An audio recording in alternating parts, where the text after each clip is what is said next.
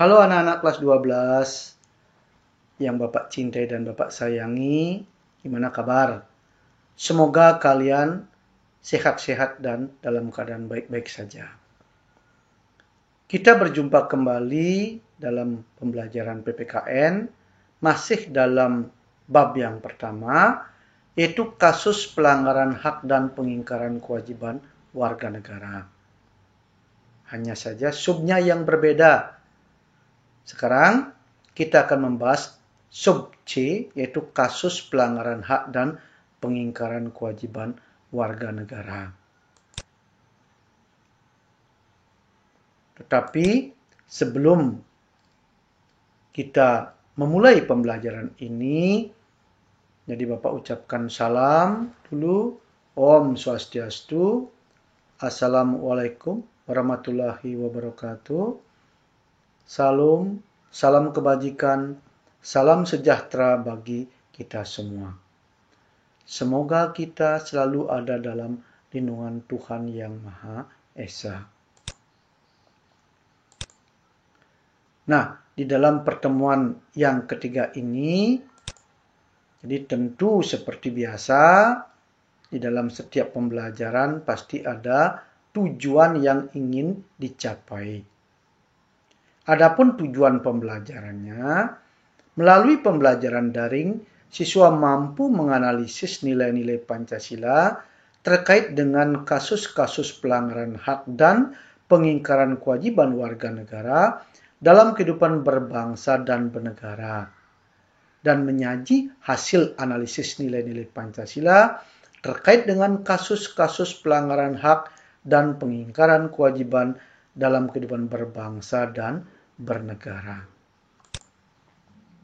Baik, kita akan membahas sekarang yaitu sub C, kasus pelanggaran hak dan pengingkaran kewajiban warga negara. Dengan subnya lagi, yaitu yang pertama, faktor penyebab terjadinya pelanggaran hak dan pengingkaran kewajiban warga negara.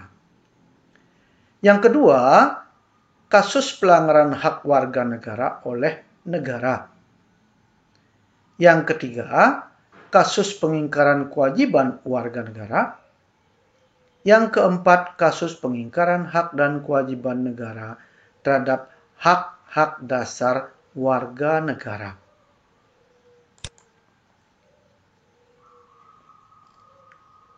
Sekarang kita akan membahas faktor penyebab terjadinya pelanggaran hak dan pengingkaran kewajiban warga negara.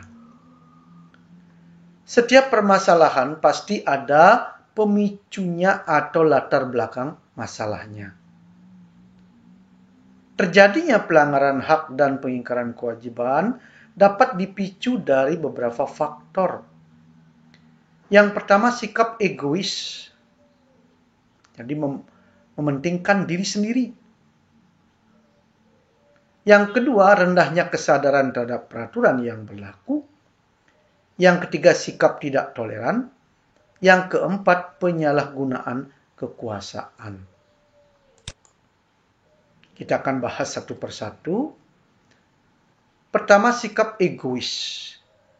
Sikap egois dapat memicu terjadinya pelanggaran hak dan pengingkaran kewajiban warga negara. Contohnya, pengendara motor atau sepeda motor yang memacu kendaraannya di atas batas yang sudah ditentukan sehingga pengguna jalan lain merasa terganggu. Oleh karena itu kalian membawa sepeda motor atau mengendarai sepeda motor, usahakan berhati-hatilah. Jangan sampai membuat orang lain celaka atau melanggar rambu-rambu lalu lintas. Kemudian yang kedua, rendahnya kesadaran terhadap peraturan yang berlaku. Rendahnya kesadaran warga terhadap peraturan dapat memicu pelanggaran hak sekaligus pengingkaran kewajiban. Contohnya, pedagang asongan berjualan di lampu merah. Ini jelas, itu mengganggu ketertiban lalu lintas. Terkadang mereka tahu adanya peraturan, tetapi mereka tidak mengindahkan peraturan tersebut didasarkan atas pemenuhan kebutuhan hidup. Jadi karena kesadarannya yang masih kurang meskipun sudah tahu peraturannya. Yang berikutnya yaitu sikap tidak toleran. Sikap tidak toleran adalah sebuah sikap tidak menghargai kebiasaan, kelakuan atau kepercayaan yang berbeda dengan diri sendiri. Contohnya, sikap tidak toleran kepada sesama umat beragama dapat memicu terjadinya pelanggaran hak dan pengingkaran kewajiban. Apabila satu sama lain bersikap tidak toleran, akan menimbulkan konflik sosial antar umat beragama. Yang keempat, penyalahgunaan kekuasaan. Penyalahgunaan kekuasaan dapat dilakukan pemerintah selaku pemegang otoritas kekuasaan. Contohnya, para pejabat melakukan korupsi, kolusi, nepotisme. Mereka telah menyalahgunakan kekuasaannya untuk kepentingan dirinya sendiri dan mengabaikan kepentingan atau hak-hak rakyat.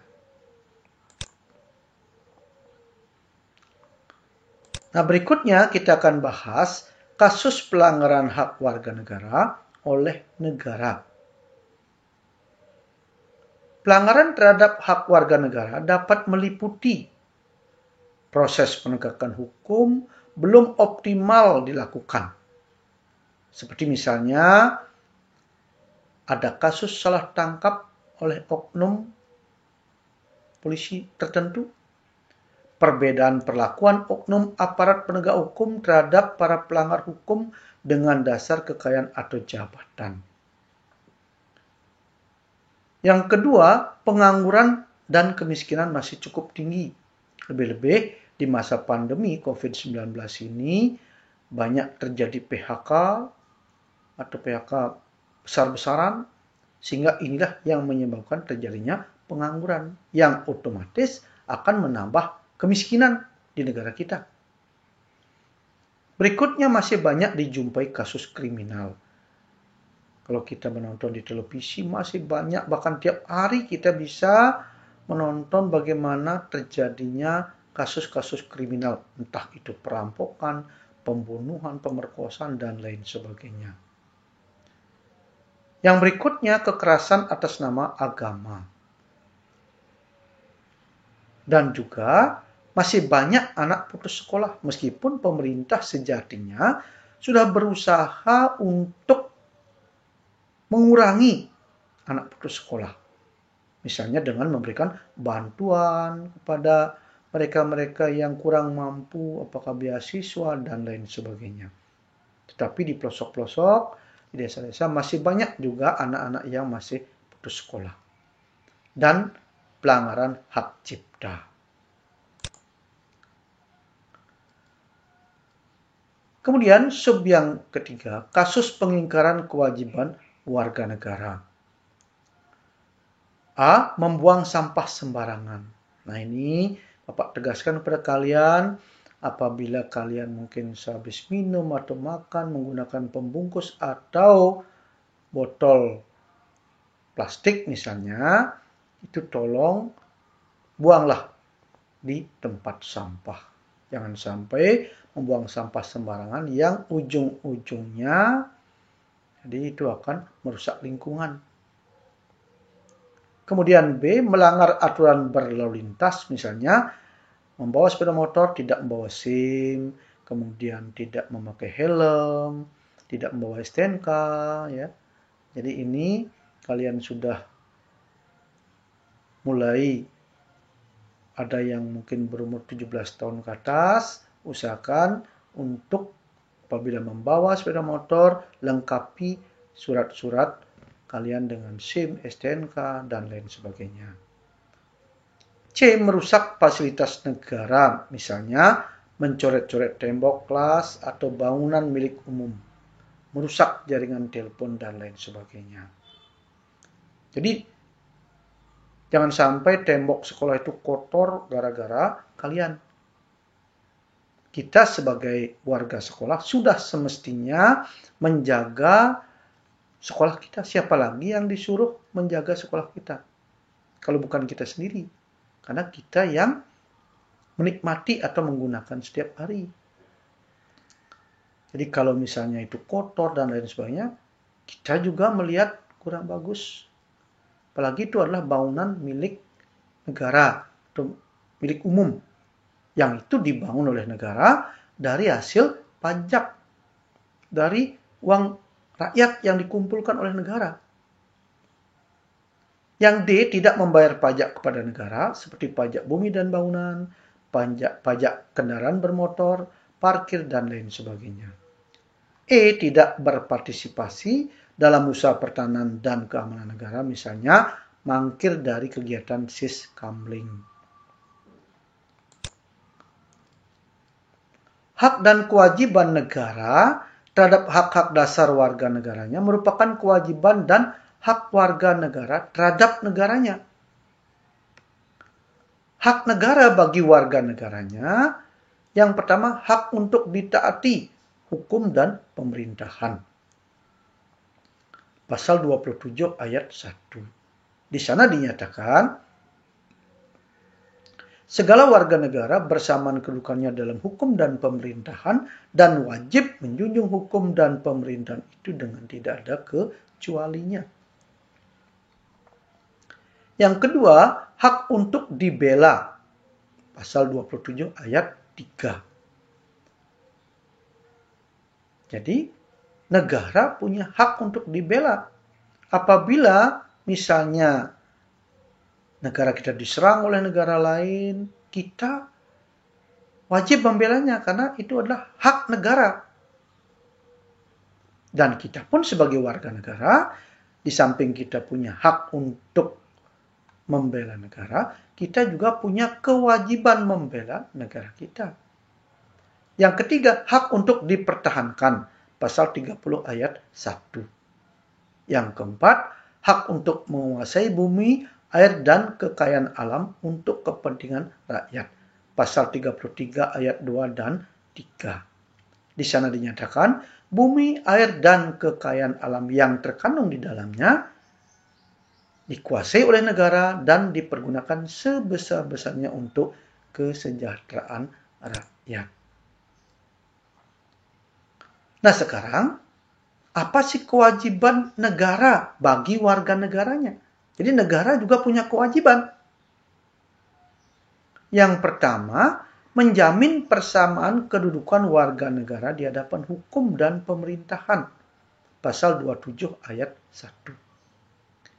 Yang kedua, menjamin kehidupan dan pekerjaan yang layak. Pasal 27 ayat 2. Di sana dinyatakan bahwa setiap warga negara berhak atas pekerjaan dan penghidupan yang layak bagi kemanusiaan. Oleh karena itu, negara punya kewajiban untuk menjamin bagaimana agar rakyatnya hidup sejahtera dan memiliki pekerjaan yang layak. Yang ketiga, menjamin kemerdekaan berserikat, berkumpul, dan mengeluarkan pendapat, baik lisan maupun tulisan. Pasal 28. Dan yang keempat, menjamin hak hidup, serta hak mempertahankan hidup. Pasal 28A. Yang kelima, menjamin hak mengembangkan diri dan pendidikan. Pasal 28C ayat 1. Yang keenam, menjamin sistem hukum yang adil. Pasal 28D ayat 1. Yang ketujuh, menjamin hak asasi warga negara. Pasal 28I ayat 4. Yang kedelapan, menjamin kemerdekaan untuk memeluk agama dan beribadah sesuai agama dan kepercayaannya masing-masing. Pasal 29 ayat 2. Makanya di sana kan disebutkan bahwa negara menjamin kemerdekaan tiap-tiap penduduk untuk memeluk agama dan beribadah sesuai dengan agama dan kepercayaannya itu. Yang kesembilan, menjamin pembiayaan pendidikan dasar. Pasal 31 ayat 2. Makanya ada program wajar 9 tahun atau wajib belajar. Yang ke-10, menjamin pemberian jaminan sosial. Pasal 34.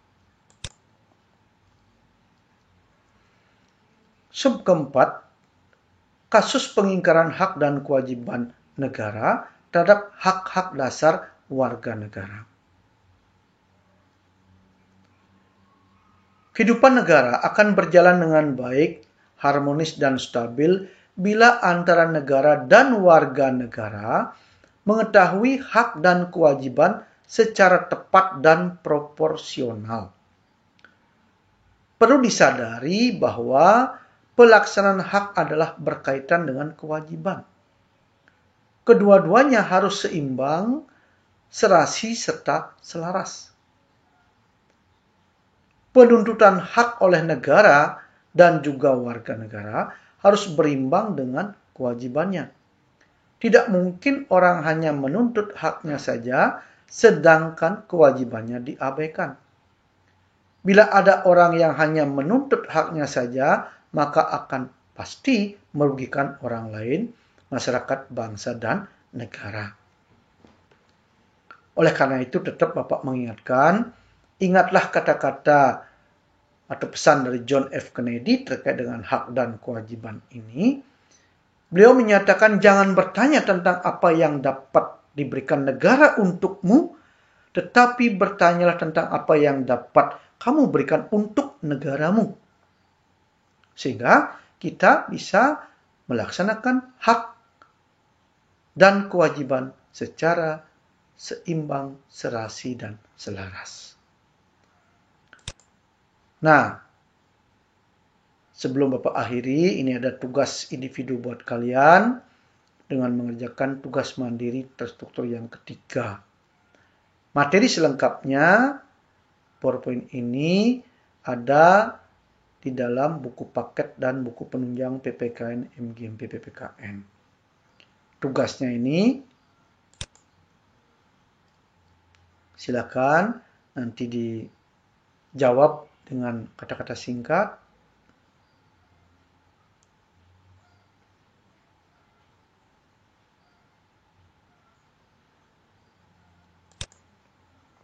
Nah, ini silakan dijawab dengan cermat.